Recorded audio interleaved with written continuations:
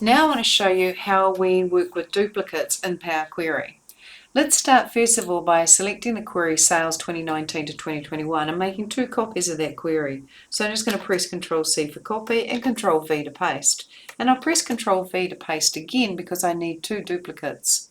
Now I'll click on the first one and I'll press the key F2, and that will allow me to rename that Brands List.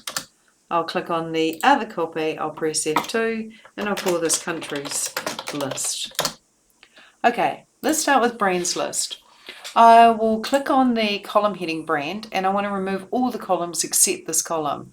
So I click the drop down on the Remove Columns button, which you'll find on the Home tab, and I remove other columns, leaving me with just the brand column. Then I want to remove any duplicates in this column, so I right click and I ask it to remove duplicates.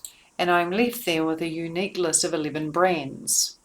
If I then go to countries and I want a unique list of countries, I've got countries selected, so I go remove columns and I remove all the other columns.